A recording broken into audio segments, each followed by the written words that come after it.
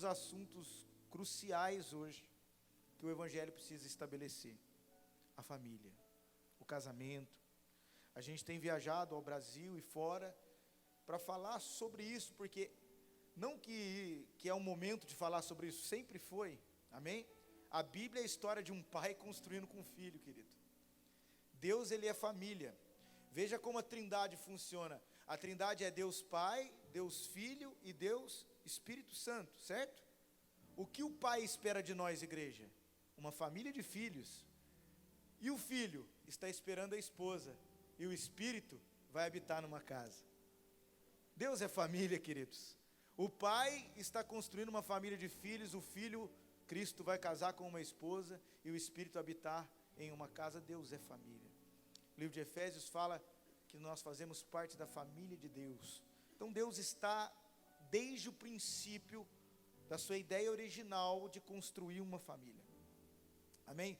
Por isso, família sempre foi um assunto crucial, mas hoje, eu digo que ela é talvez mais importante do que algumas outras épocas, devido ao ataque que as nossas famílias têm sofrido.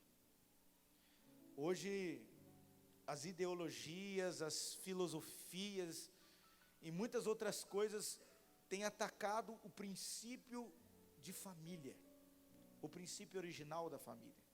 Amém? E em um tempo onde ideologias e guerras têm sido levantado para destruir o padrão original da família, o que mais me encoraja a continuar construindo uma família é saber que Deus também está fazendo isso. Amém? Então é fato que é crucial. Eu fico até eufórico em falar isso, mais no Brasil do que fora. Eufórico num bom sentido. Por quê? O Brasil hoje, fizeram uma pesquisa com 30 nações acerca do divórcio. De 30 nações entrevistadas, o Brasil ficou em primeiro lugar da nação que mais aprovava divórcio. Isso me preocupa, porque Deus ainda abomina o divórcio. Amém? Está escrito isso na Bíblia. Existem requisitos bíblicos acerca de separação, existe, mas Deus, ele sempre priorizou a família, a unidade e o propósito. Por isso eu acho muito importante, eu creio ser muito importante, a gente cuidar das nossas famílias. E o que me deixa mais alarmado é que mesmo hoje, você sabia que no Brasil, dentro das igrejas, o assunto que mais tem congressos e eventos é a respeito de família? Um dos assuntos mais cruciais que existem seminários, escolas, congressos, é de família. Mas mesmo assim, o índice de divórcio aumentou. Mesmo assim, o índice de filhos sem pai aumentou. Então, alguma coisa precisa ser estabelecida nas nossas mensagens a respeito de família. Existe muita mensagem a respeito de família que é muito bom. Todas elas contribuem de alguma forma. Tem umas que a gente ri muito, umas que a gente chora muito, a gente aprende sacadas para lidar com o dia a dia do casal, é fato. Mas nós precisamos também priorizar o fundamento da família, a essência da família, e não somente tratar as nossas relações no âmbito sentimental. Há muitos congressos onde as pessoas ficam dias ouvindo sobre casamento e saem vendo borboletinha. Abre o carro para a esposa entrar, né? Abre a porta do carro, a esposa fica, meu amor, cafezinho na cama. No primeira semana depois do congresso está uma belezinha. Na segunda semana está ele abrindo porta. Aí na terceira semana ele esquece de abrir a porta, ela já olha, não vai abrir a porta para mim? Aí ela vai abrir, não, é eu que tenho que abrir. E já está brigando. Por quê? Tratou o sentimento, mas não tratou o fundamento.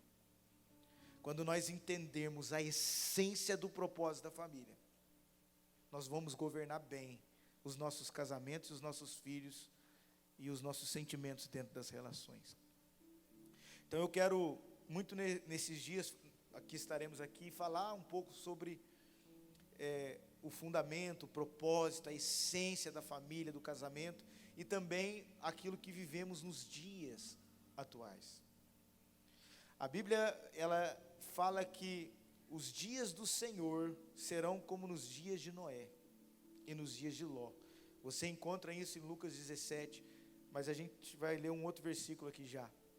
Só quero passar por aqui uma introdução. E o que tinha nos dias de Noé e nos dias de Ló, ambos os dois dias, nós tivemos um cenário de deterioração familiar. Amém? Vocês vão se recordar, se alguém já leu sobre os dias de Noé, a Bíblia fala que eles casavam e se davam em casamento. Ou seja, casavam, separavam, casavam, não havia uma valorização do princípio do casamento da família. E nos dias de Ló, ele habitou em Sodoma, e Sodoma é o primeiro relato bíblico de relação homoafetiva, ou a primeira proposta de se deteriorar o padrão normal da família, aconteceu em Sodoma. Relacionamentos, você já deve ter ouvido falar do termo sodomia, disfunções sexuais atribuídas aos padrões de Sodoma, e tudo isso deteriorando família. E a Bíblia fala que os dias que precedem o dia do Senhor seriam dias assim. Nós estamos caminhando para esse tempo, querido. Se nós olharmos o cenário hoje, é muito parecido com os dias de Noé. É muito parecido com os dias de Ló. Amém? Mas eu quero encorajar você, família que está aqui, você casal que está aqui. Porque nos dias de Noé, eles casavam e se davam casamento, sim, mas também tinha um Noé. E esse Noé foi um homem justo que ouviu a Deus, construiu um ambiente e colocou a sua família dentro desse ambiente. Eu vou falar isso de novo, num tempo de desvalorização da família, homens como Noé vão construir um ambiente debaixo da palavra de Deus e vão inserir a sua família dentro desse ambiente. Eu quero liberar isso na sua vida, que a sua família, os seus filhos, não vão passar pelas águas desse dilúvio social, aonde as crianças têm que aprender sexo errado, aonde a mídia estão querendo detonar os padrões da mentalidade dos nossos filhos, aonde o casamento e o divórcio é normal para as pessoas. Não, nós vamos estar protegidos dentro de um ambiente chamado família, e as ações desses dias não vão deteriorar as nossas famílias. O que Deus precisa de momentos como esse para formar homens como Noé, para formar mulheres como na época, como a ação de Noé, e assim também nos tempos de Ló. Do mesmo jeito que nos dias de Noé eles tinham uma deterioração familiar, nos tempos de Ló também, mas nos tempos de Ló também tinha um Abraão. E sabe o que Deus disse para Abraão? Em ti serão benditas todas as famílias da terra. Meu Deus, enquanto Ló fazia um caminho de aparência que estava deteriorando sua família, Abraão estava ouvindo a voz de Deus e levando a sua casa para Canaã. Por isso, uma das essências de proteger a sua família é como você está caminhando. Porque quando Ló foi se separar de Abraão, a proposta dele foi escolher um lugar que parecia bonito, mas não consultou a voz de Deus. Vocês se lembram que quando ele foi se separar de Abraão, ele falou assim: eu vou para cá, escolheu uma campina bonita, mas ele não consultou a Deus. Fala comigo, ele se moveu por aparência. E aonde ele foi parar? Ele foi parar em Sodoma, um lugar que foi destruído por Deus. Querido, toda vez que a gente se move por aparência e não por propósito, nós vamos parar em Sodoma. Amém? Quem foca na aparência perde a essência. Ei, no reino de Deus, homens de Deus não aparecem, eles se manifestam. As coisas espirituais são coisas de princípios, e nós não vamos perder nossa família por aparências. Está entendendo? Enquanto Ló se move por aparência, a sua esposa não tem referência, então ela olha para trás. Homens sem propósito e esposas presas no passado. Meu Deus, eu creio que esses dias também serão proféticos. O Senhor vai nos dar chaves de coisas que têm acontecido, não para expor, mas para curar. Amém? O Senhor vai promover cura, E nós não vamos mover as nossas famílias como Ló, nós não vamos mover as nossas famílias como os homens do tempo de Noé, mas nós seremos como Noé, guardados num ambiente debaixo da palavra de Deus, e seremos como Abraão, ouvindo a voz e caminhando a nossa família para Canaã.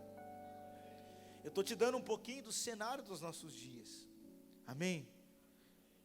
Então, em primeiro lugar, a gente precisa proteger os princípios da família. A gente precisa guardar a nossa casa, entender o propósito. Nós falávamos ali com o apóstolo sobre promessas e propósitos. Nós temos uma geração cristã hoje que muitos anos se moveu pelas promessas, ou seja, aquilo que Deus ia fazer para elas. Mas eu entendo, querido, que o propósito é maior do que a promessa, porque a promessa é para você, mas o propósito é para Ele. Amém? E as promessas estão dentro do propósito. Por isso que nós precisamos proteger as nossas famílias, em primeiro lugar, entender o propósito dela. E é um pouquinho disso que eu queria falar hoje. Eu queria que você abrisse a sua Bíblia em Mateus capítulo 19. Meu Deus! Aleluia! Eu fico feliz quando a galera fica feliz de abrir a Bíblia. Tem um negócio nesse ambiente. O pastor Paulo, quando ele me chamou ali, ele me pegou a minha Bíblia e falou: eu vou levar a sua Bíblia, porque esse é um costume nosso, é algo que a gente faz. E aí eu fiquei pensando, ele foi preparar o ambiente para que eu pudesse trazer a palavra. E Deus falou algo ao meu espírito: esse não é um lugar que informa pessoas, é um lugar que prepara ambiente. Nós não estamos debaixo de um lugar de intelectualismo, que dá para sentir a presença do Pai aqui. Dá para perceber que o ambiente está construído. Eu conheço esse lugar, querido. Esse lugar, ele nos toma por dentro. Senhor. Oh, Jesus, muito obrigado nessa noite, Pai. Nós te agradecemos porque o Senhor preparou um lugar aqui para nossas vidas, Pai.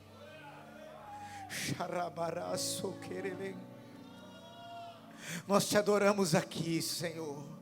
Nós fazemos desse lugar aquilo que queremos na nossa casa, um ambiente de proclamação, intercessão e adoração. Espírito Santo, seja livre nesse lugar. Nós te damos liberdade no Espírito. Prepara, Senhor, as nossas mentes e corações para receber a Tua palavra. Coloca em nós, Pai, as Tuas verdades celestiais. Que esse ambiente hoje renove, restaure, reposicione as nossas famílias para a Tua perfeita vontade, Senhor.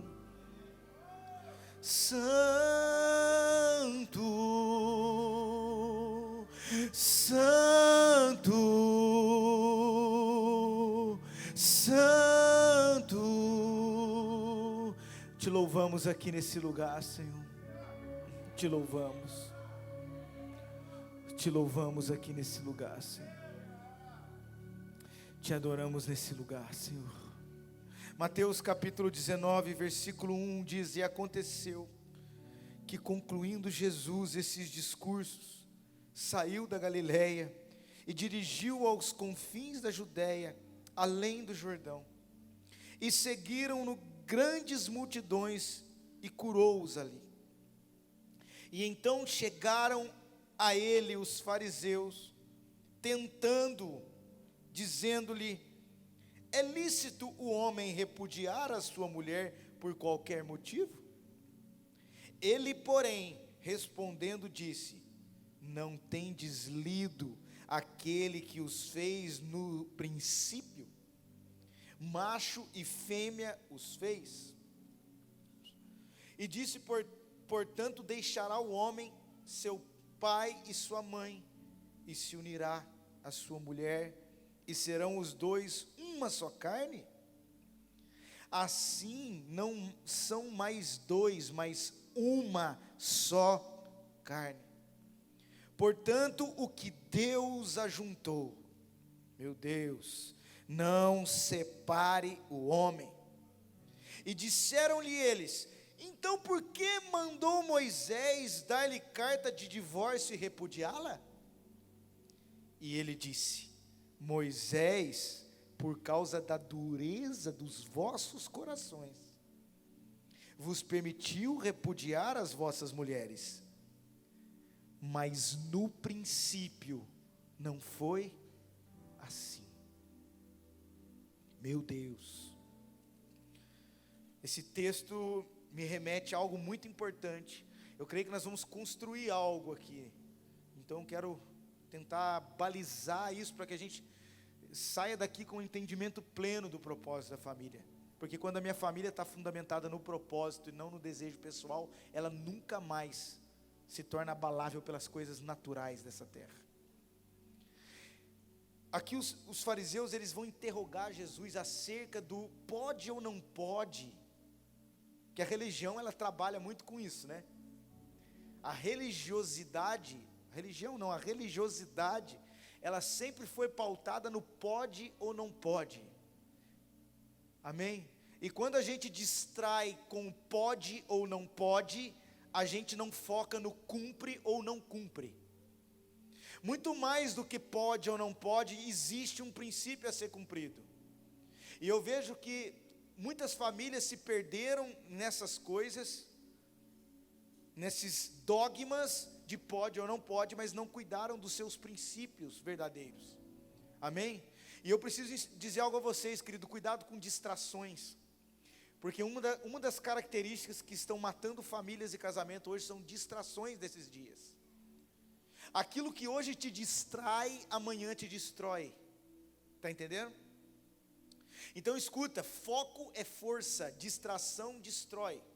E os discípulos, os fariseus, eles estavam distraídos com sentenças de lei, enquanto Jesus estava propondo uma construção familiar fundamentada. E ele então pergunta se era lícito repudiar a sua mulher. E Jesus disse, preste muita atenção nessa coisa que Jesus repete 2 vezes, ele fala assim: vocês não leram como era no princípio? Jesus estava trazendo eles à origem. Você quer curar a família? Você quer viver padrão de casamento celestial? Nós precisamos entender a origem. A religiosidade nos leva ao passado, mas o reino de Deus nos leva à origem. Amém? E a origem não foi originada na Bíblia em Gênesis, ela começa em João capítulo 1. No princípio era o verbo, e o verbo se fez carne, era Cristo. Quando nós vamos trazer a nossa relação para a origem. E aí então os fariseus interrogam de novo, mas Moisés mandou que pudesse ter a carta de divórcio. Aí ele vai dizer, isso aconteceu por causa da dureza dos vossos corações. E ele volta a repetir, mas no princípio não era assim. Eu preciso que a gente vá ao princípio para entender casamento. E ele vai explicar então, quando fala do homem deixar o seu pai e a sua mãe. Amém? O princípio fala de uma nova jurisdição familiar. Um dos fatores de casamentos deteriorados é não conseguir se desligar do fator patriarcal e matriarcal. Querido, quando eu casei, eu não devo mais obediência ao meu pai, eu devo honra. Amém? Mas hoje as pessoas não conseguem se desligar. Quando você se casa, a essência da sua família não é mais os seus pais, agora é você, a sua esposa e seus filhos. Os pais continuam, a gente deve honra, deve estar junto, deve ouvi-los. Mas é importante entender, porque hoje há muitas famílias que onde a sogra, o sogro interfere em como os filhos do seu filho vão ser criados ou não. É fato que a gente deve ouvir conselhos, na multidão de conselheiros há sabedoria, mas a gente precisa entender que no princípio, a Bíblia é bem clara, deixará o homem. Agora, quando Deus fala isso, está em Gênesis capítulo 2, você vai ver isso lá. Quando Deus fala isso para Adão, em Gênesis capítulo 2, naquela essência da criação, deixará o homem seu pai e a sua mãe, mas Adão não tinha mãe. Mas se você entender depois em Efésios 5, quando Deus fala grande é esse mistério, mas me refiro a Cristo e a igreja. Deus estava fundamentando o padrão do casamento em Jesus Cristo. Querido, a primeira vinda de Cristo, Ele veio para sofrer e morrer por nós, para que um propósito fosse estabelecido, mas na volta ele vai vir para casar.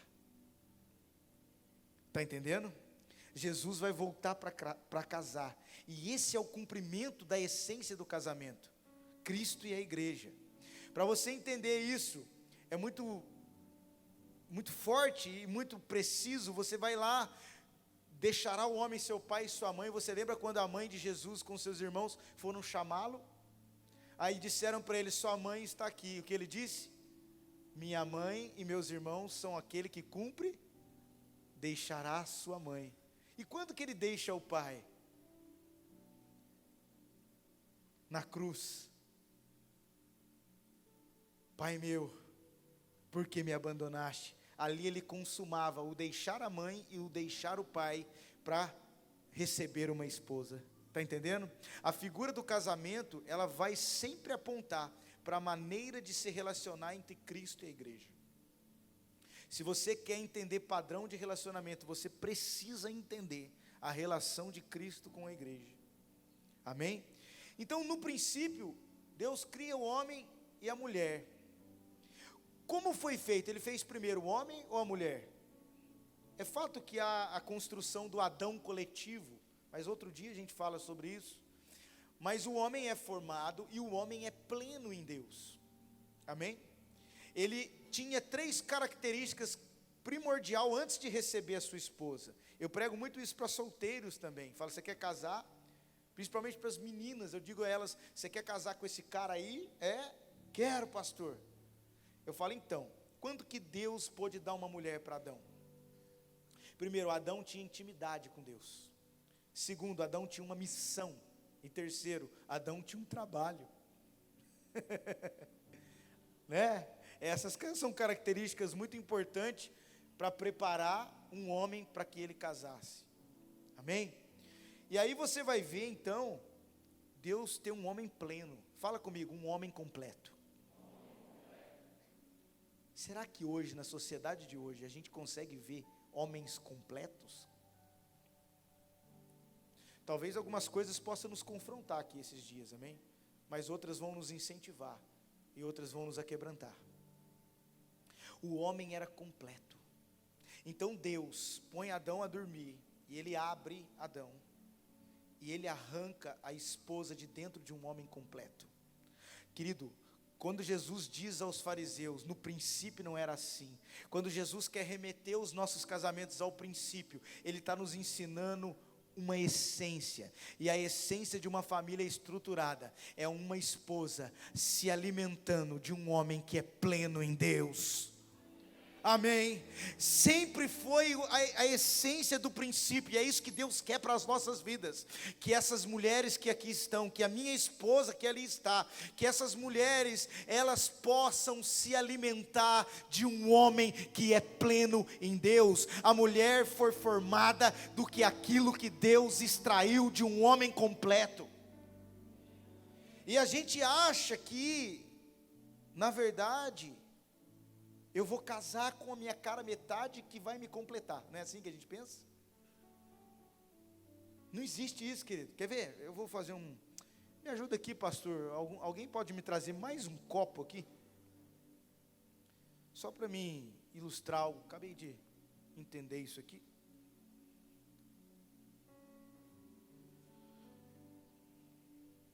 Obrigado, pastor.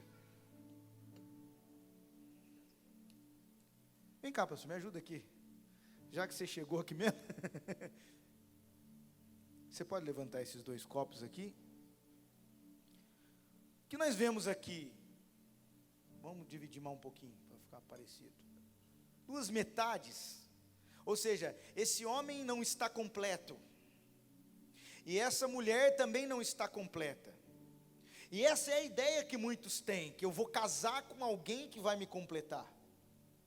Mas no princípio não era assim.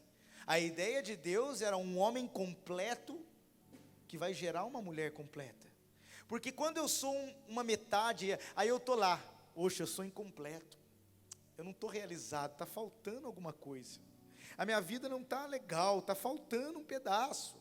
Aí eu vou lá e eu encontro uma mulher, uau, que linda, Porque no começo do casamento é assim, é tudo borboletinha, né? Presentinho para lá, presentinho para cá. Deixa para lá essa outra parte. Depois nós fala sobre isso. Tá tão sério o fundamento aqui. E aí eu encontrei você, minha cara metade. Só que eu começo a caminhar todo dia, poxa, eu continuo incompleto. E essa mulher, ela está meio depressiva, meio incompleta. Ele fala assim, eu preciso completar ela. Deixa eu tomar um pouquinho aqui. Tomar um pouquinho do homem aqui. E ele vai lá e fala, você está muito mal, eu vou completar você. E ele vai encher ela. Aí ela fala, agora sim, estou me sentindo bem, eu estou ficando completa, porque o homem está fazendo o que eu preciso, né? Eu casei com alguém e agora o cartão de crédito está comigo, alguém dá um aleluia aí. Eu estou ficando completo, e ela vai ficando feliz, mas daqui a pouco ele, não está legal. Aí ele vai ficando para baixo. E aí ela vem, não, meu marido está para baixo, eu vou colocar, vai, enche ele. Pode encher ele, enche esse marido, está muito para baixo.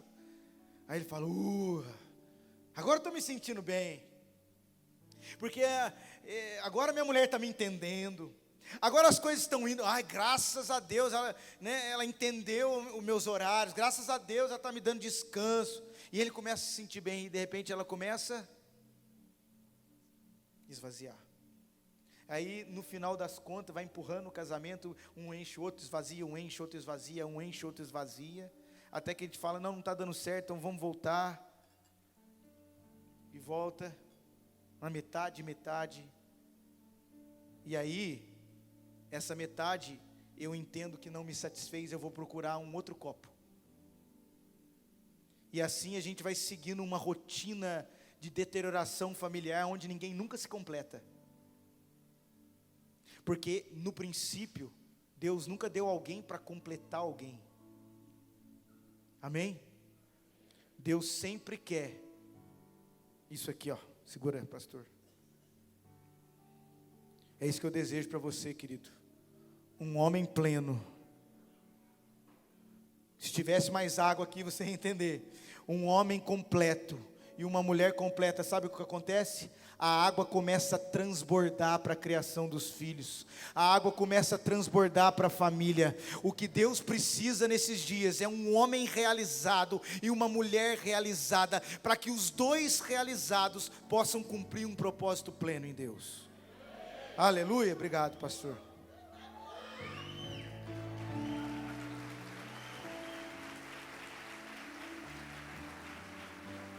Nós precisamos, pastor, resume isso.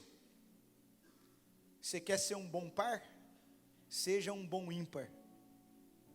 Seja completo primeiro, para você ser um homem realizado para essa mulher. Assim era no princípio, Deus formando a mulher de um homem pleno. Eu desejo isso para a sua casa. Então Deus tira a mulher daqui. Ela não tirou, Deus não tirou a mulher da cabeça do homem. Amém? Para governar sobre o homem.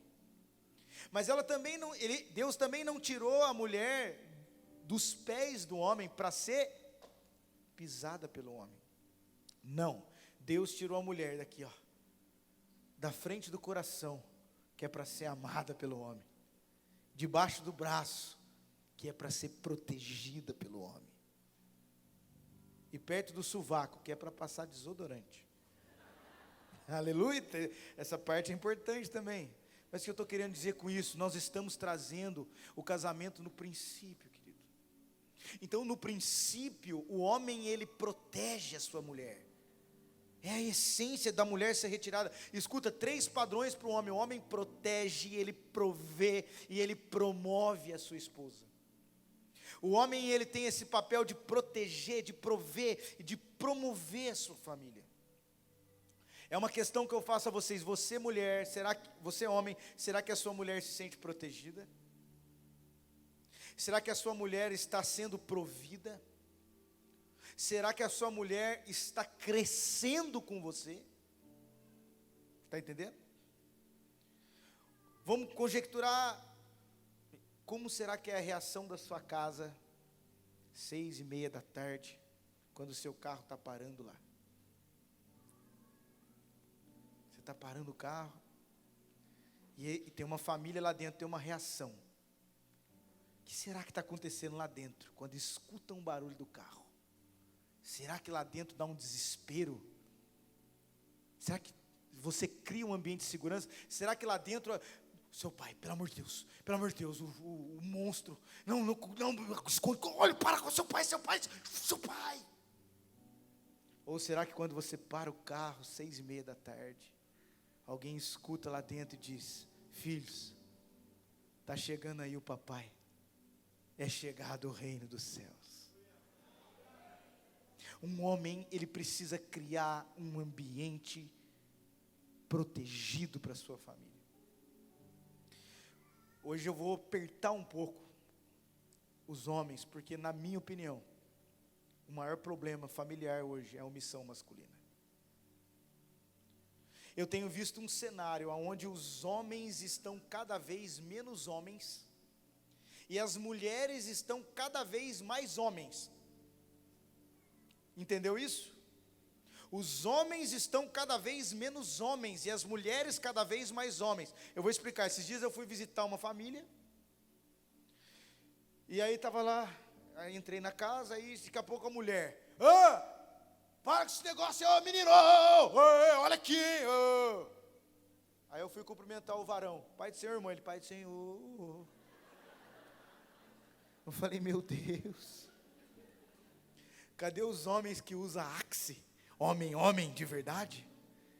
Pode parecer uma brincadeira, mas isso é um relato, querido. A gente não percebe que ao longo dos anos, a masculinidade dos homens foi diminuída.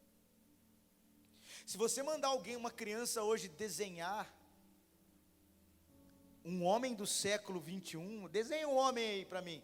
Se você mandasse antigamente, ia desenhar um cara forte, com um machado na mão, com uma barba, é ou não é? Com um calo. Manda desenhar um homem hoje. Bom, eu não vou falar, que senão vai pegar alguém aqui e vai achar que eu estou falando. Não, mas é um homem com roupa, sei lá, com calça do Zezé de Camargo, vai desenhar um homem desse jeito. Com a roupinha, com o cabelinho. Você está entendendo? Nada, não estou falando de vestimenta, não é isso que eu estou querendo pregar aqui. Eu só estou querendo mostrar para nós que a figura do homem foi sendo modificada ao longo dos anos. A gente não percebe como essa ação espiritual, ela influenciou o modo comportamental do homem e da mulher. E hoje a gente vê homens fracos, homens omissos, homens, me desculpe que se você fizer isso, que Deus te converta nessa noite. Homens de 30, 40 anos, barbado, que não estão sustentando bem a sua família, estão viciados em videogame. Homens que não querem se envolver com as questões espirituais. Querido, eu fico abismado. Fala para mim no Brasil hoje, você vai entender o que eu estou falando. Quem é mais líder de círculo de oração, ministério de intercessão, hoje no Brasil, homem ou mulher? Por quê? Se a Bíblia fala da responsabilidade primordial dos homens, como oração. Um pastor que eu conheço foi fazer um evento numa igreja de 5.000 pessoas, ele ia fazer primeiro com os homens, depois com as mulheres. Ele foi ministrar com os homens, com as mulheres primeiro, e ele ficou muito feliz, a glória de Deus desceu no auditório, tinha 2.000 e poucas mulheres, e elas cheias do Espírito Santo, ele ficou animado, ele disse: amanhã eu vou lá, pastor, falar com os homens, e aqueles homens vão ser abençoados, e vai ser uma restauração familiar. Quando ele entrou para ministrar com os homens, tinha 40 homens. Essa é uma realidade. Os homens não estão assumindo os seus papéis. Os homens não querem orar, os homens não querem se envolver. As mulheres estão segurando as suas estruturas familiares nos ombros. E a mulher não nasceu para governo, querido. A Bíblia, no princípio, ela sempre nos ensina que o homem nasce para governo e a mulher para auxiliar. Olha como ele diz para Adão: essa sim, far-lhe-ei uma ajudadora idônea. Mas os homens não assumiram as suas missões. Então as mulheres estão cansadas. As mulheres estão afadigadas. E aí, o movimento do feminismo foi uma proposta das trevas ante a diminuição da masculinidade dos homens, e agora aumenta-se o poder de controle feminino. Está entendendo? Querido, nós desejamos que vocês, mulheres, tenham o espaço que é de vocês, que vocês sejam amadas, cuidadas, que vocês preguem, que vocês ensinem, que vocês profetizem. Vocês podem fazer muitas coisas, vocês só não podem governar, porque a unção Deus dá na pessoa, mas o governo Ele dá no sexo. 1 Coríntios 11:3 diz: Cristo é o cabeça do homem, o homem é o cabeça da mulher, e o pai é o cabeça de Cristo. Então esse movimento feminista, ele vem debaixo de uma omissão masculina, agora o controle feminino, e a gente está criando um cenário onde os filhos estão sendo promovidos em rebeldia. Guarda o que eu vou dizer para você, se você puder, você anota isso. Homens omissos, mulheres controladoras e filhos rebeldes, um se alimenta do outro. Está entendendo? Esse é um cenário das trevas que tem destruído os casamentos e as famílias. E para mim, eu repito, começa pela omissão dos homens. A omissão masculina vai forjar um controle feminino. Pastor, me explica melhor, não entendi. Tá bom, vou desenhar aqui mais claro para você. Homem banana, mulher abacaxi, gerando filho pepino. Entendeu esse mistério? Querido, agora, brincadeiras à parte, é ou não é uma realidade do que a gente vive? Eu não estou falando de alguém especificamente aqui, eu estou falando de um cenário social. Hoje nós estamos fundamentando algo, talvez dentro da igreja isso aconteça menos, mas também acontece. Eu tenho entendido, querido, né? Eu estava lendo esses dias, meditando sobre isso, eu vi algo muito interessante, que o feminismo, né, na verdade, ele não é o câncer. Na verdade, o câncer da deterioração das famílias, do casamento, é a omissão masculina. O feminismo é só a tentativa das mulheres botar um band-aid num câncer. Tenta botar um band-aid no câncer, adianta alguma coisa? As mulheres não percebem, apóstolo Gilson, que o feminismo é um tiro no pé delas próprias. Porque você já percebeu que o feminismo cresce? Cresce ou não cresce? Mas ao mesmo nível que cresce o feminismo, cresce também o feminicídio. Um homem com seu orgulho ferido, com a sua masculinidade rebaixada, ele apela para a violência. E a gente não percebe que isso tudo é uma ação espiritual. Não é somente uma ação tecnológica. A tecnologia faz parte disso, porque a tecnologia, ela potencializou esses dois caminhos errados, e ao mesmo tempo que distanciou os filhos e os pais. Querido, nós vivemos uma geração que substituiu o toque pelo touch. Esses dias um amigo contando para mim, ele foi fazer uma reunião de família, pastores.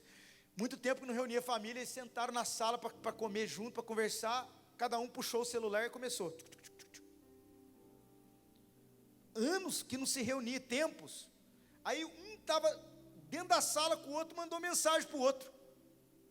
E o outro mandou mensagem para o outro. Aí, falou, não. Aí meu amigo falou, pode parar com isso. Querido, nós estamos aqui mandando mensagem um para o outro dentro da sala. Não, querido, está na hora de abraçar de novo. Está na hora de trazer a família para a mesa. Está na hora de alinhar os papéis e voltar as nossas famílias no princípio bíblico da mesa e da comunhão.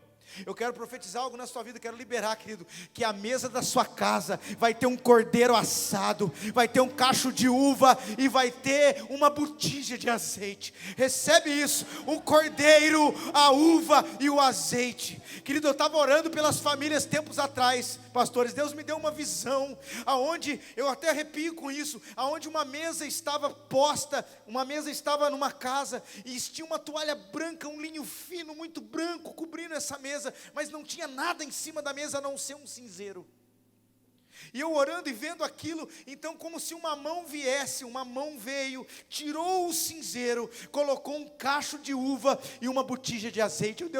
Eu disse, Deus, o que é isso? E Deus ministrou meu espírito, isso é óleo de alegria ao invés de cinzas na mesa das famílias que entenderem o propósito do Senhor. Óleo de alegria ao invés de cinzas.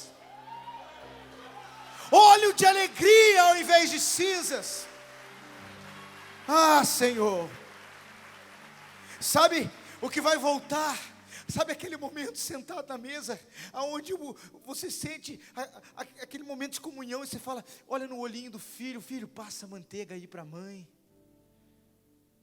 Ô filha, pega o pão ali. O almoço de domingo na casa dos pais, o almoço de domingo na casa dos avós. A gente não percebe, querido. Você sabia que hoje a arquitetura já projeta casa sem mesa? É um cenário real hoje. Casas em lugares do mundo já são construídas sem mesa, porque as pessoas não têm mais tempo para a mesa. Porque as pessoas não, hoje, a mãe está cozinhando e comendo no fogão, o pai sentado comendo na sala, o filho comendo com o celular e a filha com o tablet, e Satanás na mesa. Quando na verdade nós deveríamos estar reunidos ali, um olhando para o outro, um conversando com o outro, fazendo uma oração. Guarda o que eu vou te dizer. O processo de desintegração familiar começa pela desvalorização da mesa. Eu vou repetir, o processo de desintegração familiar começa pela desvalorização da mesa, da comunhão, de estar junto, de passar tempo, de gastar tempo com a família. Sabe, nós não percebemos que um dos milagres mais poderosos de Jesus, e muitos dos sinais que Ele operou, foi na mesa. A Bíblia diz que tinha 2 discípulos no caminho de Emaús. Eles estavam andando com Jesus ressurreto, e eles não reconheceram Jesus, queridos. Jesus do lado deles, eles disseram, mataram o nosso Jesus, e eles não estavam entendendo que Jesus estava ali. Mas a Bíblia diz que quando eles se assentaram à mesa, e Jesus partiu o pão, eles reconheceram que era Jesus. Deixa eu te dizer, talvez os seus filhos não vão reconhecer o Jesus que você prega pelo caminho, mas na mesa, no partir do pão, os olhos da sua família se abrirão para conhecer os olhos de Cristo. Ah, meu Deus! Está vindo uma palavra no meu espírito, eu vou liberar. Um culto na mesa, um culto na mesa, um culto na mesa, nós vamos estar. Meu Deus, feche seus olhos um pouquinho. Um culto na mesa, um culto na mesa, um culto na mesa, nós vamos estar. Óleo de alegria ao invés de cinzas, óleo de alegria ao invés de cinzas, óleo de alegria, meu Deus. Oh, meu Deus, óleo de alegria, óleo de alegria. Senhor, libera um renovo sobre as nossas mesas, Pai. Libera um renovo sobre as nossas mesas. Ah, nesse tempo recebe isso na sua casa. Leitos santificados, mesas postas, pais curados e filhos erguidos. É isso, Senhor, que eu te peço nessa noite. Leito santificado, mesa colocada, pais curados e filhos levantados. Ah, Senhor, é como se o Senhor estivesse dizendo a você: deixa eu colocar a mesa nessa noite. Deixa eu colocar a mesa nesse tempo. Esse ano quem guarda a mesa sou eu, diz o Senhor. Se você voltar para a comunhão, se você aliançar de novo como era no princípio, Deus está dizendo para você: deixa eu cuidar da sua mesa. Deixa eu cuidar da sua mesa. Ah, meu Deus, um novo tempo de comunhão, O Senhor ministra em meu espírito que o mesmo nível de entrega à comunhão desta casa, isso vai ser transferido para vossas casas. A igreja sempre andou junto com a família, apóstolo. Deus sempre conectou. Quando Ele fala, vós sois da família de Deus, em Efésios 2, a partir do 17, 19, depois Ele fala da igreja, sois edificado casa espiritual. Querido, tudo que você se entrega de plenitude como igreja, você estabelece de conceito como família. Então, você quer entender isso do Espírito? A prosperidade que essa casa tiver, a sua família vai acompanhar. As revelações, o tempo em que essa casa andar. Por isso, que um dos problemas da destruição familiar hoje, são pessoas deixando a igreja, deixando a comunhão. São 10 milhões de desigrejados no Brasil, 10 milhões, agora diminuiu um pouco. Tem uma pastora amiga minha que ela estava fazendo um TCC a respeito disso, no curso de teologia, e ela fez as pesquisas, 10 milhões de pessoas, como a gente falava, insatisfeitas, feridas pela religião, que agora não conseguem mais desenvolver o conceito de comunhão na igreja, e acabam comprometendo as suas famílias. Não trazem mais o filho para o altar, não tem mais crianças crescendo junto com crianças, relacionamento. Amém? Querido, a igreja não é perfeita, mas ela vai ser. A igreja não é perfeita, mas ela será, querido. Ele vai voltar e vai buscar a sua noiva imaculada, sem mancha. As nossas famílias vão ser formadas nesse propósito, em nome de Jesus. Então eu vou ampliar essa palavra profética. Óleo de alegria, ao invés de cinza, e um cordeiro assado na família e na igreja. Ah, meu Deus, como era no princípio. Nós vamos trazer nossos filhos para perto. Guarda o que eu vou te dizer: pais ausentes, filhos vulneráveis. Pais ausentes, filhos emocionalmente doentes. Hoje, a aceleração da busca por resultado dos dias em que vivemos faz com que os filhos sejam criados por terceiros.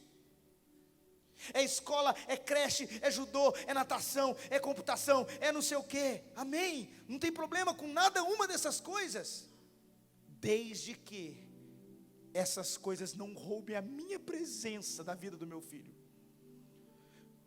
Tem pai que acorda para trabalhar, o filho já saiu, e quando volta o filho está dormindo. E eles estão crescendo sem que do nada substituir o olhar do pai, o toque da mãe. Amém? Não terceirize a educação dos seus filhos. E eu vou dizer mais: ainda que caia o seu rendimento mensal um pouco, participe da criação dos seus filhos. Consiga um equilíbrio nisso tudo. Amém? Pais ausentes, filhos vulneráveis. Lá na minha cidade, uma jovem de 13 anos tentou a vida toda conversar com os pais sobre sexo, sobre droga, sobre a vida, mas nunca tinha. O pai chegava e ia com os amigos, a mãe ia para o salão e eles não tinham relacionamento. A menina foi crescendo, não tinha atenção dos seus pais.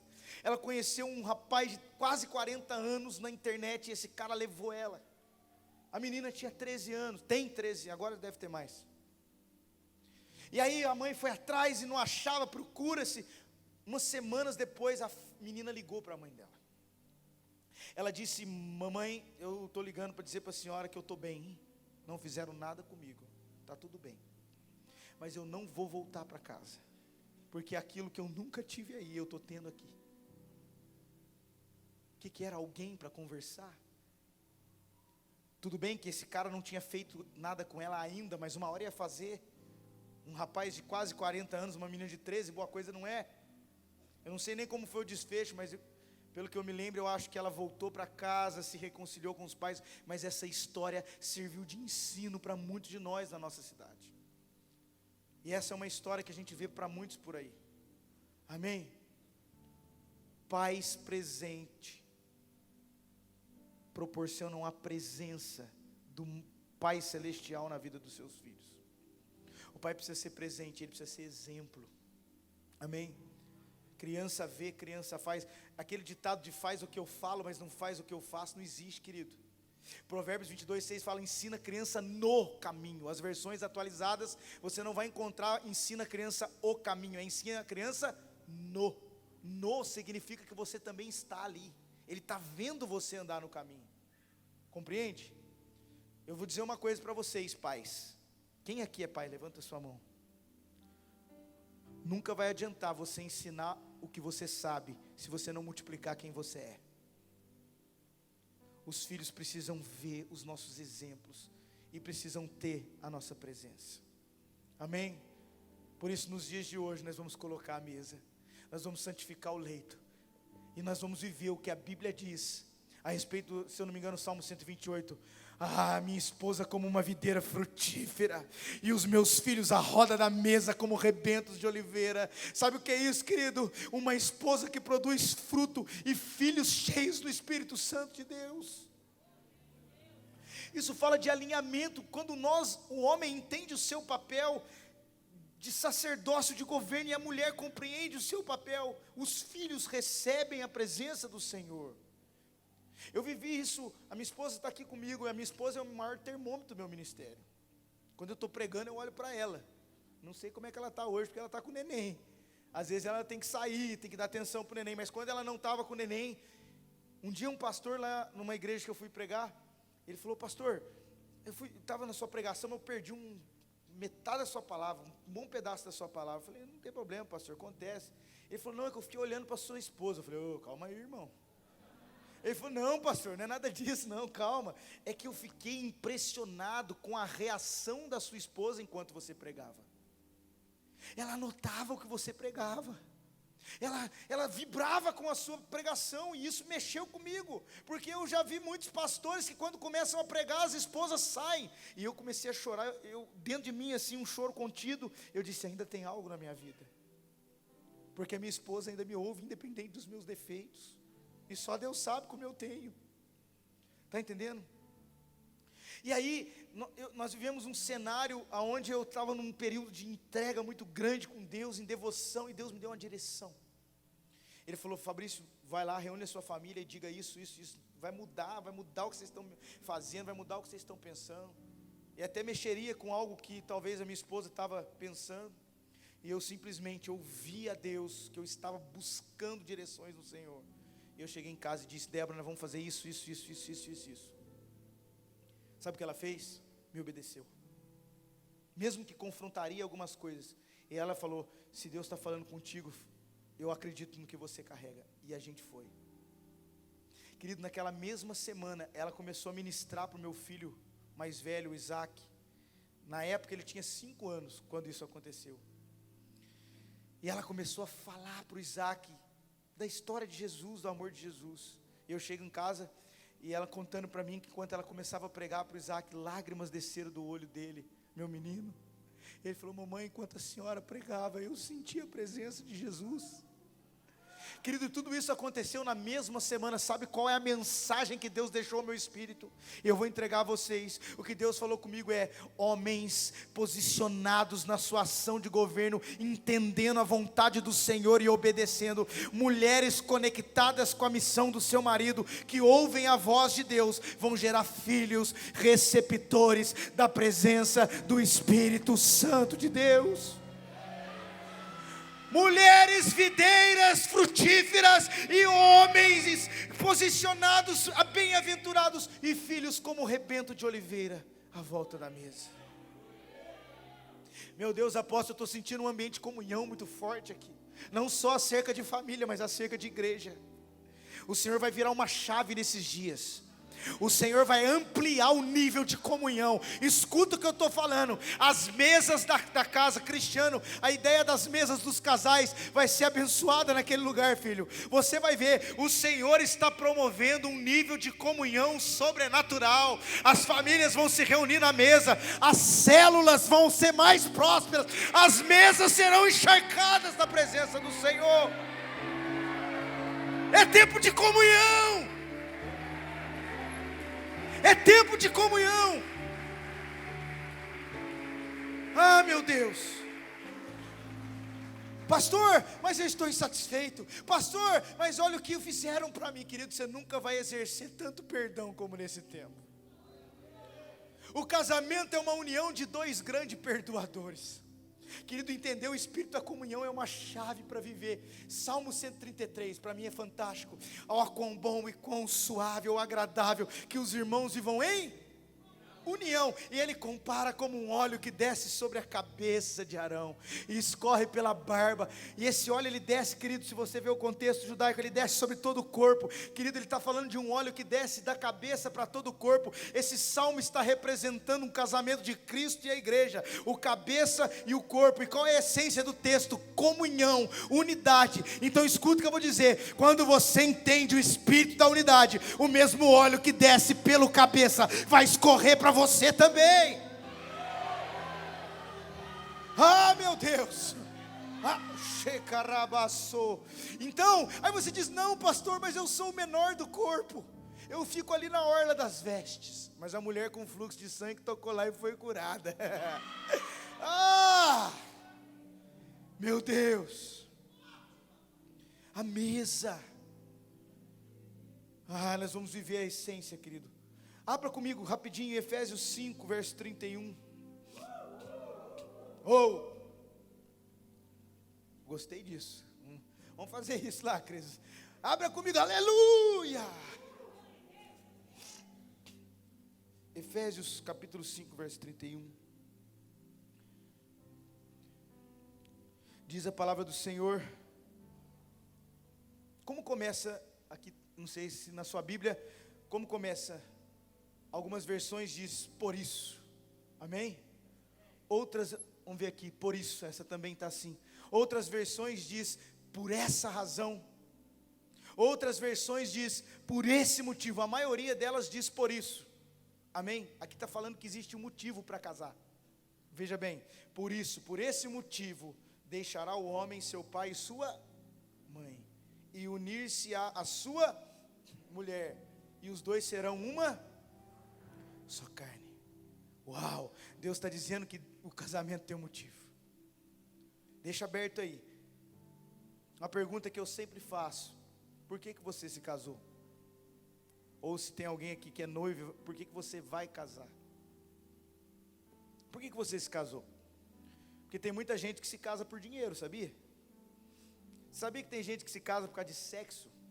Coitado desses aí, né? Eles não entenderam nada. Ai. Você sabia que tem gente que se casa para sair fora de casa? Tem gente que se casa para suprir carência. Talvez você se casou por algum desses motivos. Não é pecado você não conhecer o princípio e ter casado por um motivo errado. Mas agora você vai ouvir a palavra. E se você não alinhar o motivo do seu casamento, você pode perdê-lo. Mas se você fundamentar o motivo do seu casamento, você nunca mais vai perder ele. Porque a Bíblia está dizendo aqui, por isso, por esse motivo. Por que o apóstolo Paulo fez questão de colocar dessa maneira? Por esse motivo o homem se casa. Que motivo é esse? Se você olhar desde o verso 30, ele está falando: somos membros do seu corpo, da sua carne, dos seus ossos. Está falando de Cristo. E aí ele fala: e por esse motivo deixará um homem seu pai e sua mãe, e vai se unir à sua mulher, e os dois serão uma só carne. E no 32 ele diz: grande é esse mistério. Digo, porém, a respeito de quê? De Cristo e da igreja. Uau! Ele compara o motivo para se casar como o cumprimento do propósito para a eternidade, que é o casamento de Cristo com a igreja. Fala comigo: casamento é cumprimento de propósito. Quando eu entendo que o meu casamento não é para mim, mas é para Deus, e o motivo pelo qual eu estou casado não é a minha expectativa suprida, mas é o propósito de Deus cumprido, a minha relação se torna outra. Então pega o que eu vou te dizer, querido: casamento não é suprimento de carência, é cumprimento de propósito. Casamento não é estabilidade de vida, é cumprir um plano de Deus. Você não casa para você, quando você fundamenta a sua relação, não em se casar para você, mas se casar para Deus. A sua relação agora está propensa a tudo que Deus prometeu para estabelecimento e cumprimento dessa relação. Você precisa tirar o seu casamento da sua expectativa. Porque as pessoas ainda acham que o casamento tem que suprir a expectativa própria. É por isso que é divórcio. Não, mas ela não faz isso, mas ele não faz aquilo. Querido, ele não vai suprir as suas expectativas.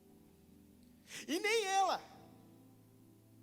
Um dia perguntaram, pastor, para você, qual é o maior fundamento de separação de casamento hoje? Qual é o maior responsável por separar? É dinheiro, é sexo, é incompatibilidade? Falei, não, para mim o maior responsável pela separação de casamentos é dois orgulhosos debaixo do mesmo teto. Cada um ainda pautada na sua expectativa. Ela não está atendendo o que eu achava, ele não está atendendo o que eu achava. E a gente não fundamenta a relação nisso aqui, num propósito. Meu querido, se a relação é um propósito para Deus, ela não é mais sua. Alguém não entendeu. Se a relação é um propósito para Deus, ela não é mais sua. Ela é de Deus. E sabe o que é bom de você entregar para Deus? Entrega logo. Que se você entregar para Deus, o diabo fala, vou tocar no casamento dela. No meu casamento você não vai tocar, ele não é mais meu. Aleluia. Não, ele não é meu, ele é um propósito para Deus. As palavras que me protegem até hoje foi as que eu recebi do pastor quando eu casei. Ele me disse assim, Fabrício, cuide para que a Débora ame mais a Deus do que você. Essa é a garantia que você vai ter ela para sempre. E assim, vice-versa. Aí eu entendi que eu não caso para mim, eu caso para ele. E se o meu casamento agora está fundamentado nele, uma tribulação não vai destruir meu casamento, porque dentro dele a Bíblia diz que a tribulação produz paciência, a paciência é experiência, e a experiência é esperança. Se o casamento não está mais na sua expectativa, mas está no propósito, a provação não derruba seu casamento, porque Tiago 1,12 diz, feliz é o homem que suporta a provação, porque depois de aprovado receberá a coroa da vida. Uma fraqueza não destrói mais seu casamento, porque dentro do propósito, o poder de Cristo se aperfeiçoa na minha fraqueza. Quando eu tiro o meu casamento na expectativa pessoal, e começo a entender que ele é uma comunhão construtiva, que tem muito mais a ver com Deus do que comigo, eu começo a viver realidades, e paro de querer viver expectativas. E aí sabe o que vai acontecer? Os problemas vão existir, mas quem vai ter a cabeça diferente para lidar com eles sou eu. Quando o meu, guarda isso que é muito importante, quando o meu casamento está fundamentado em Cristo, na essência, e não na minha expectativa pessoal, eu nunca cometo uma burrice definitiva por causa de um sentimento temporário. A maioria das separações, apóstolo, são pessoas que cometem erros definitivos por causa de um sentimento temporário. Se ele esperasse mais um pouco, se ele fundamentasse mais um pouco, se ele perseverasse, querido, você quer princípio? Um dos princípios que mais sustentaram propósitos de Deus na Bíblia, dentre eles casamento, que também é um propósito, é a marca da perseverança. A grande marca dos homens que deram nome para os seus dias, dias de Abraão, dias de Noé, nomes que marcaram a sua geração, a grande marca desses homens foi a perseverança, de continuar caminhando debaixo do que Deus uniu, independente dos problemas, circunstâncias e cenário. Nunca mais pense em cometer uma atitude definitiva por causa de um sentimento temporário. Quando o meu casamento está fundamentado, a crise não vai me parar, ela vai me fortalecer. Eu vou te dizer uma coisa, crise não é tampa, crise é mola. Crise não é uma tampa para te prender, é uma mola para te jogar num lugar melhor. Quantos aqui viveram experiências, estão marcados pela perseverança, e hoje, essa ferida que você sofreu no passado, meu Deus, tem gente que foi traído, tem gente que foi traída, mas essas feridas hoje, elas estão cicatrizadas, não estão abertas, e elas não servem mais para mau cheiro, elas servem para pregar e ensinar outras pessoas. Homens de Deus são marcados, nossas cicatrizes falam mais alto do que aquilo que a gente sabe. Por isso, que fundamentados em Deus, as crises não abalam a nossa relação. A Bíblia diz que não se pode arrebentar facilmente um cordão de 3 dobras. Que dobras são essas? Você, a sua esposa e Cristo. Ninguém arrebenta isso, cara. É o fundamento que protege a sua relação, não é a expectativa. E o fundamento diz: aquilo que Deus uniu, não separe o homem. E as pessoas hoje não. Deu problema, vou largar. Deixa eu te falar uma coisa. Pega isso no seu espírito. Naamã era leproso, não era? Naamã tinha lepra, mas a Bíblia diz que ele tinha uma esposa. E a esposa dele não abandonou ele na lepra. Sabe por quê? Quem tem que sair é a lepra e não o marido. Quem tem que sair é a lepra e não o casamento. Em nome de Jesus, não vai ser mais a família que vai sair, vai ser a lepra que vai sair. Aí Deus levanta uma garotinha. Meu Deus. Deus está levantando umas garotinhas de Naamã, querido. Aonde a lepra de Naamã não pega na garotinha, mas a fé da garotinha pega no Naamã, meu Deus. Homens e mulheres de fé que estão restaurando família. Meu Deus. Isso é proteger a minha relação no fundamento. Eu, a minha esposa e Cristo. Eu, homem, no meu papel de sacerdócio, no meu papel de fundamento, eu, mulher, auxiliando, sendo submissa à missão. Querido, submissão é se submeter a uma missão. Sub significa abaixo, abaixo de uma missão. Um homem não pode cobrar submissão de uma mulher se ele não tem uma missão clara. Alguém fala aí, amém? Por isso que enquanto a sociedade apresenta homens fracos e mulheres fortes, o que Deus tem para vocês hoje é homens fortes e mulheres fortes, em nome de Jesus. Homens fortes e mulheres fortes. Para mim, o que mais reflete casamento na Bíblia foi quando eu vi a dança de patinação no gelo. É lindo de ver. Quem já viu aquela dança de casais fazendo patinação no gelo? Geralmente é casal mesmo que patina. E eles estão numa competição, e eu comecei a perceber que eles se movem em sincronia. Meu Deus, as duplas que mais recebem pontuação para se tornar campeão, não é quando a habilidade de cada um é evidenciada, mas é o nível de sincronia dos dois que dá mais ponto. Meu Deus, alguém está pegando isso no espírito. Não é a habilidade de cada um que conta, é o nível de sincronia dos dois é que dá ponto para o casamento. Não é o quanto você é bom, mulher, boa mulher, não é quanto você é bom, varão, é quanto vocês estão em sintonia. Ei, um bom casamento não é você casar com a melhor pessoa, mas é você extrair o melhor de dentro dessa aí que você casou. Os dois sincronizados. E sabe o que eu percebo? Que às vezes a mulher se movimenta até mais do que o homem lá no patins. Porque as mulheres, elas são assim, elas fazem 10 coisas ao mesmo tempo. Está lá a Débora lá com o neném no colo, mexendo no fogão, com o celular no ouvido, e eu falo um negócio lá na sala, ela, te ouvi, o que foi, amor? Eu não consigo nem mastigar chiclete e andar de bicicleta ao mesmo tempo, meu Deus. As mulheres, elas têm essa graça de se movimentar, de fazer um monte de coisa, e no patins é assim. Eu percebo que às vezes, na dança, a mulher começa, faz umas manobras, ela vai lá embaixo, já viu isso? E o homem só fica lá. Ele fica ali, mas o que eu percebo? Que a mulher se move, mas o final do movimento dela é o braço do marido, querida. Ela se move, mas ela entende aonde acaba a honra, ela entende aonde para o movimento dela. Ela pode pregar, ela pode falar, ela pode até ganhar mais do que ele, mas o final do movimento de uma mulher de Deus é sempre o braço do seu varão. Eita glória! É isso que é casamento, querido. Agora tem mais. Meu Deus, ela vai.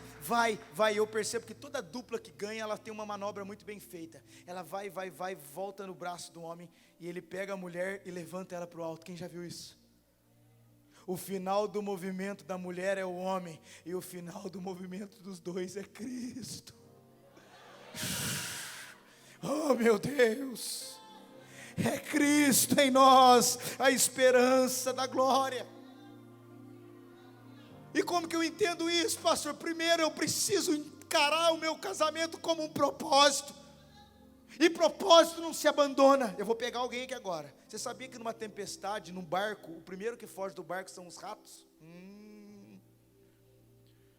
Os primeiros que fogem na tempestade são ratos. Querido, aqui não tem rato não. Aqui é homem e mulher de Deus. Nós não vamos fugir. Nós vamos encarar. Nós vamos potencializar as glórias de Deus sobre a nossa família. E nós vamos cumprir o propósito. Eu me lembro daquela Olimpíadas na Suíça, onde uma mulher teve atrofia muscular, distrofia muscular, nem sei como é que é o nome, porque eu sou pastor, não sou médico. Mas ela estava no meio da pista, e todo mundo já acabou a corrida, e ela começou lembra, quem lembra desse cenário? E ela foi correndo assim, e não conseguia mais, os médicos entraram para tirar ela, e ela, sai, eu vim para um objetivo, eu vou chegar até o final. Ela não precisava mais, ela já tinha perdido a prova, mas ela foi. Todo mundo ficou em silêncio, foi uma lição para o mundo. E ela urrava de dor, e ela tremia. Depois de 2 horas, quase impossibilitada de andar, ela arrebenta a faixa de chegada. O estádio se levanta, eles começam a ovacionar e chorar, e uma lição para as nações foi vindo aquele dia.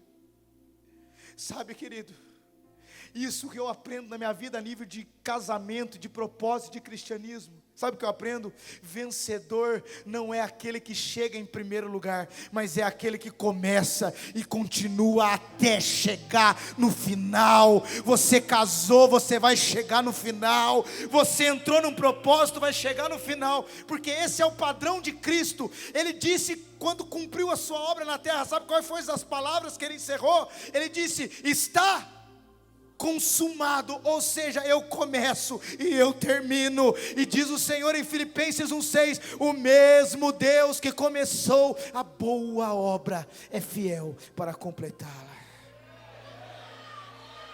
Fica de pé e vamos orar.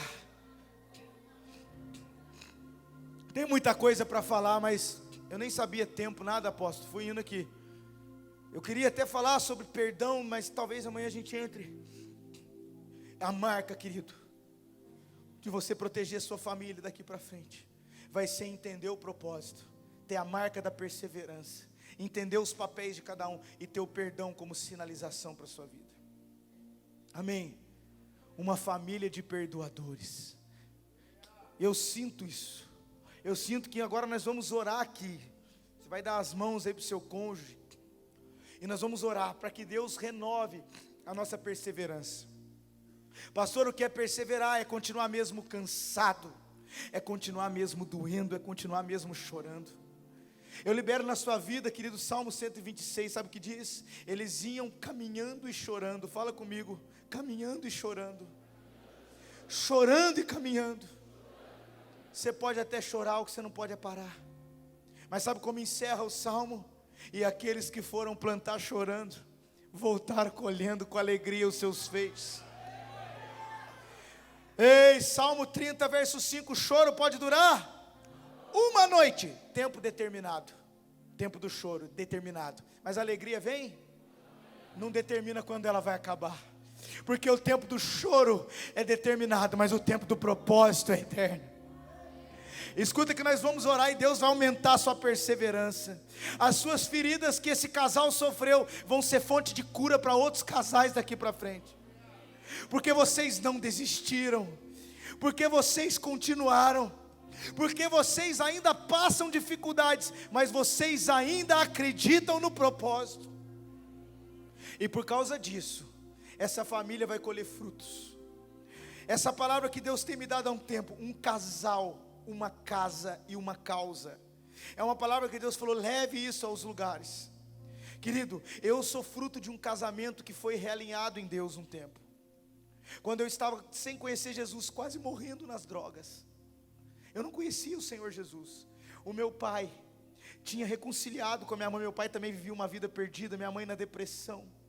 E naquele dia, o meu pai no Senhor, orando, buscando, a minha mãe posicionada em Cristo, eu morrendo de overdose no meio de um mato. Mas uma mãe e um pai de joelho dentro de uma casa, um casal, uma casa e uma causa. Eu estava querendo que Deus tirasse a minha vida, porque eu não sabia viver. Eu era um jovem, um menino que não conhecia Deus. Mas um casal, uma casa e uma causa, e um casal com o joelho dobrado na sala de uma casa, começa a orar e dizer: Deus, nós não sabemos aonde está o Fabrício, mas o Senhor sabe aonde o Fabrício está. Nós alinhamos o nosso casamento e o nosso coração. Por favor, Senhor, acha o nosso filho, traz o nosso filho de volta. Querido, o Senhor me resgatou no meio das trevas, começou uma nova história na minha vida, e hoje Ele me leva às nações para restaurar casamento. Eu vou te dizer uma coisa: um casal, uma casa e uma causa vão trazer filhos para a presença do Senhor. Ah, Senhor, fecha os seus olhos, eu te peço nessa noite, Pai, que a perseverança, que a fé invada e inunda o coração desses casais que estão aqui. Sim, Pai, tudo isso que esse ambiente trouxe, óleo de alegria ao invés de cinzas, um cordeiro no meio da mesa. Eu peço a Ti que comece a tocar nesses casamentos agora, Senhor. Se tem filhos aqui que estão distantes e perdidos, nessa noite nós não temos poder humano, mas o Teu Espírito é capaz de tocá-lo, de trazê-lo de volta, de restaurar esse casamento. Senhor, se há casamentos aqui que estavam a ponto de um rompimento, eu libero sobre a vida deles no Espírito, Senhor, o propósito e a perseverança como marca para dar os próximos passos. Sim, Pai, alivia o fardo desnecessário que essa mulher carrega. Sim, Pai, ergue esse homem como um profeta dentro da sua própria casa. Levanta homens como pastores da sua família, Senhor. Eu te peço que o perdão comece a gritar dentro das casas, que o perdão comece a falar dentro dos quartos, que as lágrimas de perdão e perseverança reguem a mesa. O Senhor está dizendo para você: eu tenho um novo tempero para a sua mesa, e esse tempero é lágrimas, lágrimas de perseverança. Enquanto você derrama uma lágrima de fé, mas continua firme no propósito, o Senhor vai temperar a comunhão da sua mesa. Ah, Espírito Santo, entregamos as nossas casas em suas mãos, Senhor. Assim como Noé, nós construímos um ambiente nessa noite, para que as nossas casas sejam protegidas dos dilúvios sociais desse tempo. Assim como Abraão, nós pegamos a nossa família, e mesmo em meio a probabilidades, contamos as estrelas do céu e as areias da terra, e caminhamos com a nossa casa rumo a Canaã.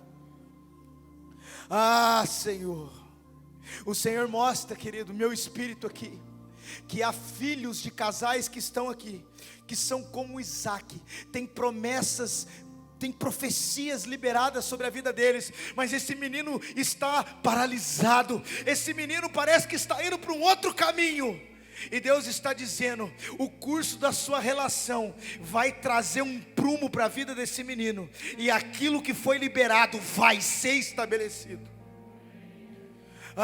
O Senhor está dizendo para você: arruma a mesa, porque eu realinho o caminho da promessa.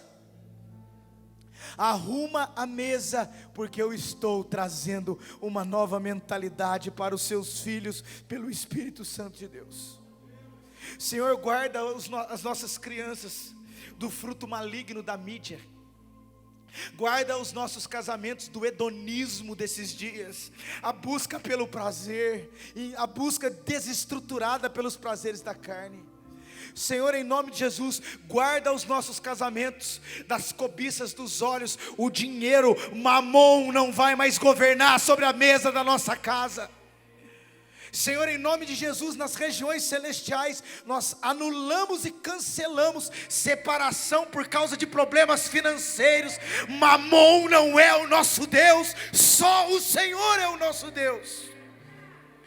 Em nome de Jesus, esse espírito de Jezabel, de mulheres controladoras, espírito de sensualidade, homens omissos, caia por terra do nosso meio. Que se levantem os Elias, oh meu Pai, que se levantem os Elias. Comece a orar, querido. Aí no seu lugar, comece a orar agora, não só pelo casamento, mas por toda a família. O Senhor vai liberar azeite e uva sobre esse lugar. Vamos cantar alguma coisa aí.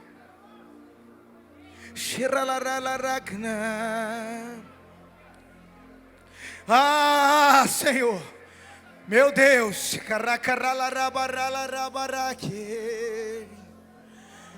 vem, vai subir aqui, querido. Vai subir um renovo sobre as nossas casas. Vai subir um espírito de comunhão genuíno sobre esse lugar. Famílias benditas, famílias sacerdotais,